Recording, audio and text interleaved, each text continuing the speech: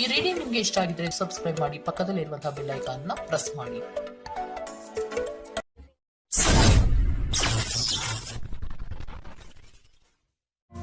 Bottom of the duck ಬಂದಿರುವಂತಹದ್ದು ನಿಮಗೆ queen of cups ಬಂದಿದೆ.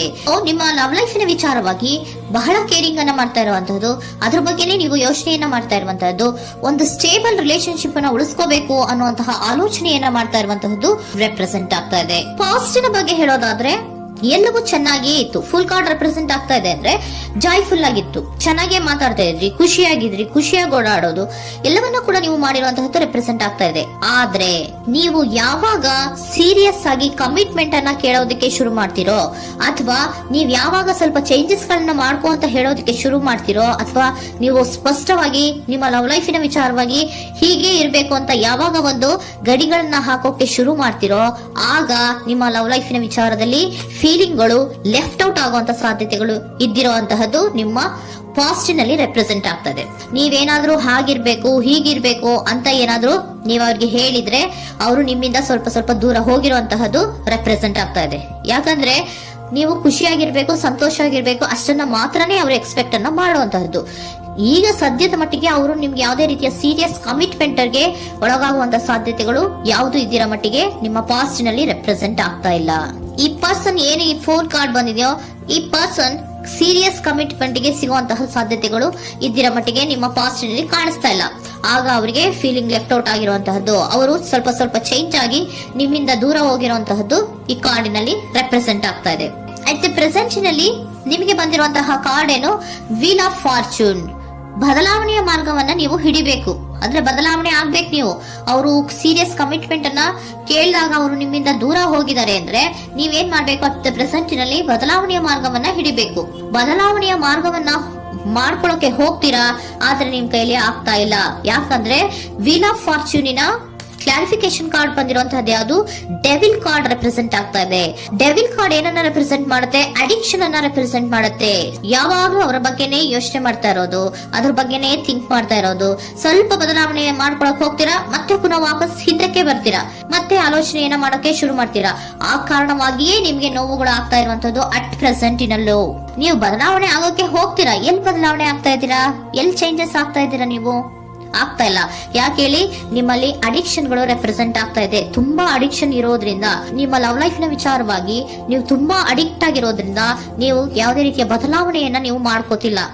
ನಿಮ್ಮ ಲವ್ ಲೈಫ್ ನ ವಿಚಾರವಾಗಿ ನೀವು ಬದಲಾವಣೆಯನ್ನೇ ಮಾಡ್ಕೋತಾ ಇಲ್ಲ. ಅವ್ರು ಕಮಿಟ್ಮೆಂಟ್ ಕೊಟ್ಟಿಲ್ಲ, ಅವ್ರು ಹೋದ್ರು ಅಂದ್ಮೇಲೆ ನೀವು ಮುಂದೆ ಬರ್ಬೇಕು, ನಿಮ್ಮ ಜೀವನದಲ್ಲಿ ನೀವು ಮುಂದೆ ಮುಂದೆ ಬರ್ಬೇಕು. ಸೊ ನೀವು ಮುಂದೆ ಬರಕ್ ಹೋಗ್ತೀರಾ, ಆದ್ರೆ ಅಲ್ಲೇ ಸ್ಟ್ರಕ್ ಆಗ್ತಾ ಇರುವಂತಹದ್ದು ರೆಪ್ರೆಸೆಂಟ್ ಆಗ್ತಾ ಇದೆ. ನೀವ್ ಯಾವಾಗ ಅಡಿಕ್ಷನ್ ಗಳನ್ನ ಜಾಸ್ತಿ ಮಾಡ್ಕೋತಿರೋ, ಅಬ್ಸೆಷನ್ ಆಗತ್ತೆ. ಯಾವಾಗ ನಿಮ್ಮಲ್ಲಿ ಅಬ್ಸೆಷನ್ ಗಳಾಗಕ್ಕೆ ಶುರು ಆಗುತ್ತೋ, ಆಗ ನಿಮ್ಮ ನೋವುಗಳು ಜಾಸ್ತಿ ಆಗುತ್ತೆ. ಕಣ್ಣೀರಿಡೋದು, ನೋವನ್ನ ಪಡೋದು, ಸಂಕಟ ಪಡೋದು, ಪದೇ ಪದೇ ನೆನಪಿಸ್ಕೊಳ್ಳೋದು, ಅಳೋದು, ಆಗದೇ ಇಲ್ವೇನೋ ನನಗೆ ಅನ್ನುವಂತಹ ರೀತಿಯಲ್ಲಿ ಅಟ್ ಪ್ರೆಸೆಂಟ್ ನಲ್ಲಿ ಕೆಲವೊಬ್ರು ಇರುವಂತಹದ್ದು ರೆಪ್ರೆಸೆಂಟ್ ಆಗ್ತಾ ಇದೆ. ನೆಕ್ಸ್ಟ್ ಕಾರ್ಡ್ ಬಂದಿರುವಂತಹದ್ದು ಯಾವುದು, ಕ್ವೀನ್ ಆಫ್ ಪೆಂಟಿಕಲ್ಸ್ ಬಂದಿದೆ. ಸೊ ಕ್ವೀನ್ ಆಫ್ ಪೆಂಟಿಕಲ್ ಏನನ್ನ ರೆಪ್ರೆಸೆಂಟ್ ಮಾಡುತ್ತೆ, ನಿಮ್ಮನ್ನ ನೀವು ಗಮನವನ್ನ ಕೊಡಬೇಕು, ನಿಮ್ಮ ಕಡೆಗೆ ನೀವು ಹೆಚ್ಚು ಗಮನವನ್ನ ಕೊಡಬೇಕು. ಅವ್ರು ನಿಮ್ಗೆ ಸೀರಿಯಸ್ ಕಮಿಟ್ಮೆಂಟ್ ಕೊಡ್ಲಿಲ್ಲ, ಫೀಲಿಂಗ್ ಲೆಫ್ಟ್ ಔಟ್ ಆಯ್ತು, ಅವರು ದೂರ ಆಯ್ತು, ಹೋದ್ರು ಅಲ್ವಾ. ಸೊ ನೀವೇನ್ ಮಾಡ್ಬೇಕು, ನೀವು ನಿಮ್ ಕಡೆಗೆ ಗಮನವನ್ನ ಕೊಡಬೇಕು. ವೀಲ್ ಆಫ್ ಫಾರ್ಚೂನ್ ಅಂದ್ರೆ ಏನು, ನೀವು ಬದಲಾವಣೆಯ ಮಾರ್ಗವನ್ನ ಹಿಡಿಬೇಕು. ಬದಲಾವಣೆಯ ಮಾರ್ಗವನ್ನ ಮಾಡ್ಕೊಳ್ಳೋದಕ್ಕೆ ಹೋದ್ರೂ ಕೂಡ ಮತ್ತೆ ವಾಪಸ್ ಹಿಂದೆ ಬರೋದು, ಮತ್ತೆ ಅಡಿಕ್ಷನ್ ಆಗೋದು, ಮತ್ತೆ ನೆನಪಿಸ್ಕೊಳ್ಳುವಂತಹದ್ದು, ಮತ್ತೆ ನೋವನ್ನ ಪಡುವಂತಹದ್ದು ನಿಮ್ಮಲ್ಲಿ ರೆಪ್ರೆಸೆಂಟ್ ಆಗ್ತಾ ಇದೆ. ನೀವು ಈ ಅಡಿಕ್ಷನ್ ಗಳಿಂದ ನೀವು ಆಚೆ ಬರಬೇಕು ಅಂದ್ರೆ ನಿಮ್ಮನ್ನ ನೀವು ಬ್ಯುಸಿಯಾಗಿ ಇಟ್ಕೋಬೇಕು. ಟೈಮ್ ಇದ್ರೂ ಕೂಡ ಮತ್ತೆ ಪುನಃ ಹಿಂದೆ ಬಂದು ನೀವು ಆಲೋಚನೆ ಮಾಡುವಂತಹ ಸಾಧ್ಯತೆಗಳು ಇದೆ. ಅದಕ್ಕೆ ನೀವು ಅಟ್ ಪ್ರೆಸೆಂಟ್ ನಲ್ಲಿ ನೀವು ಆ ಫೀಲಿಂಗ್ ಇಂದ, ಈ ನೋವಿನಿಂದ ನೀವು ಆಚೆ ಬರ್ಬೇಕಂದ್ರೆ ನೀವೇನ್ ಮಾಡ್ಬೇಕು, ಸ್ವಲ್ಪ ಏನಾದ್ರೂ ಬ್ಯುಸಿ ಆಗ್ಬೇಕು, ಕೆಲಸಗಳನ್ನ ಮಾಡೋದಕ್ಕೆ ಶುರು ಮಾಡ್ಬೇಕು. ನಿಮಗೆ ಗೊತ್ತಿರುವಂತಹ ಯಾವ ಕೆಲಸವಾದ್ರೂ ಸರಿ, ನೀವು ಸ್ವಲ್ಪ ಬ್ಯುಸಿ ಆಗಿರೋದಕ್ಕೆ ಪ್ರಯತ್ನವನ್ನ ಮಾಡ್ತಾ ಇರುವಂತಹದ್ದು, ಮಾಡುವಂತಹದ್ದು ರೆಪ್ರೆಸೆಂಟ್ ಆಗ್ತಾ ಇದೆ. ಕೆಲವೊಬ್ರು ಮಾಡ್ತಾ ಇದ್ದೀರಾ, ಕೆಲವೊಬ್ರು ಮಾಡುವ ಕಡೆಗೆ ಆಲೋಚನೆಯನ್ನ ಮಾಡ್ತಾ ಇರುವಂತಹದ್ದು ಅಟ್ ಪ್ರೆಸೆಂಟ್ ನಲ್ಲಿ ರೆಪ್ರೆಸೆಂಟ್ ಆಗ್ತಾ ಇದೆ. ಇಮಿಡಿಯೇಟ್ ಫ್ಯೂಚರ್ ನಲ್ಲಿ ಏನ್ ರೆಪ್ರೆಸೆಂಟ್ ಆಗ್ತಾ ಇದೆ, ನೈಟ್ ಆಫ್ ಸೋರ್ಟ್ಸ್ ರೆಪ್ರೆಸೆಂಟ್ ಆಗ್ತಾ ಇದೆ. ನೀವು ಕ್ವಿಕ್ ಥಿಂಕಿಂಗ್ ಅನ್ನ ಮಾಡಿ ಏನೋ ಒಂದು ಆಕ್ಷನ್ ಅನ್ನ ತಗೋಬೇಕು ಅನ್ನೋದ ಆಲೋಚನೆಯನ್ನ ಮಾಡ್ತೀರಾ, ಬಹಳ ಫೋಕಸ್ ಅನ್ನ ಮಾಡ್ತೀರಾ ಒಂದು ವಿಚಾರವಾಗಿ, ಕ್ವಿಕ್ ಥಿಂಕಿಂಗ್ ಅನ್ನ ಮಾಡ್ಬೇಕು ಅಂತ. ಮತ್ತೆ ಪುನಃ ಏನ್ ಮಾಡ್ತೀರಾ, ನಿಮ್ಮ ಮುಂದೆ 2 ಆಪ್ಷನ್ಗಳು ಬಂದ್ಬಿಡುತ್ತೆ. ಯಾವ್ದು ಮಾಡ್ಲಿ, ಹೇಗ್ ಮಾಡ್ಲಿ, ಏನ್ ನನ್ ಕೈಲಿ ಆಗ್ತಾ ಇಲ್ವಲ್ಲ ಮರೆಯೋದಕ್ಕೆ, ಮುಂದೆ ಹೋಗೋಣ ಅಂತೀನಿ, ಮತ್ತೆ ಏನಿದು ಕನ್ಫ್ಯೂಷನ್ ಅಂತ ಮತ್ತೆ ಕನ್ಫ್ಯೂಷನ್ ಅಲ್ಲಿ ಇರುವಂತಹದ್ದು ಇಮಿಡಿಯೇಟ್ ಫ್ಯೂಚರ್ ನಲ್ಲಿ ರೆಪ್ರೆಸೆಂಟ್ ಆಗ್ತಾ ಇದೆ. ನೀವೇನ್ ಮಾಡ್ಬೇಕು, ಈ 2 ಆಯ್ಕೆಗಳಲ್ಲಿ ನಿಮಗೆ ಯಾವ ಆಯ್ಕೆ ಬೇಕು ಅನ್ನೋದನ್ನ ಫಸ್ಟ್ ಆಲೋಚನೆಯನ್ನ ಮಾಡಿ ನಂತರ ನಿರ್ಧಾರವನ್ನ ಮಾಡಬೇಕಾಗುತ್ತೆ. ಡಿಟರ್ಮಿನೇಷನ್ ಅಂಡ್ ಡೈರೆಕ್ಷನ್, ನಿರ್ಣಯವನ್ನ ಮಾಡಿ ಅದೇ ದಾರಿಯಲ್ಲಿ ನೀವು ಮುಂದೆ ಹೋಗ್ಬೇಕು ಈ ಆಲೋಚನೆಯನ್ನ ಮಾಡಬೇಕು.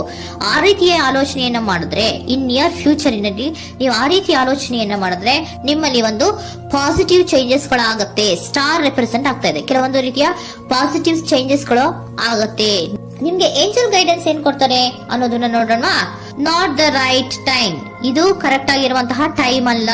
The situation will improve, situation ಅನ್ನೋದು ಇಂಪ್ರೂವ್ ಆಗುತ್ತೆ ಯಾವಾಗ, ಇಫ್ ಯು ಬಿಲೀವ್, ನೀವು ನಂಬಿಕೆ ಇಟ್ಟಾಗ ಮಾತ್ರ ಸಿಚುಯೇಷನ್ ಅನ್ನೋದು ಇಂಪ್ರೂವ್ ಆಗುವಂತಹದ್ದು. ಏನೀಗ ಬೇಜಾರಿನಿಂದ ಇದ್ದೀರಲ್ಲ, ಈ ನೋವು ಯಾವಾಗ್ಲೂ ಶಾಶ್ವತವಾಗಿ ಇರುವಂತಹದ್ದು ಅಲ್ಲ. ನಾಟ್ ದ ರೈಟ್ ಟೈಮ್, ಇದು ಕರೆಕ್ಟ್ ಆಗಿರುವಂತಹ ಸಮಯ ಅಲ್ಲ, ಸ್ವಲ್ಪ ವೇಟ್ ಮಾಡು, ನೀವು ಚೇಂಜಸ್ ಮಾಡ್ಕೊಳ್ಳೋ ಕಡೆಗೆ ಹೆಚ್ಚು ಗಮನವನ್ನ ಕೊಡು, ಅಲ್ಲಿ ಚೇಂಜಸ್ ಆಗತ್ತೆ ಅನ್ನೋದನ್ನ ಏಂಜಲ್ ಗೈಡೆನ್ಸ್ ನಿಮ್ಗೆ ಕೊಡ್ತಾ ಇದ್ದಾರೆ. Surrender your full power, your life is a calling for you to step into your full power rather than playing it small. ನೀವು ಧೈರ್ಯವಾಗಿ ಒಂದು ಹೆಜ್ಜೆಯನ್ನ ಮುಂದಕ್ಕೆ ಇಡಬೇಕು. ಸೊ ಮುಂದೆ ಹೋಗುವಂತಹ ಆಲೋಚನೆಯನ್ನ ಮಾಡಬೇಕು. ಪವರ್ ಇಂದ, ನಿಮ್ಮಲ್ಲಿರುವಂತಹ ಪವರ್ ಅನ್ನ ಯೂಸ್ ಮಾಡ್ಕೊಳ್ಳಿ. ಯಾಕೆ ನನ್ನಲ್ಲಿ ಏನು ಇಲ್ಲ, ನನ್ನ ಕೈಲಿ ಏನೂ ಆಗಲ್ಲ ಅಂತ ಯಾಕೆ ಕೂತಿದ್ದೀರಾ?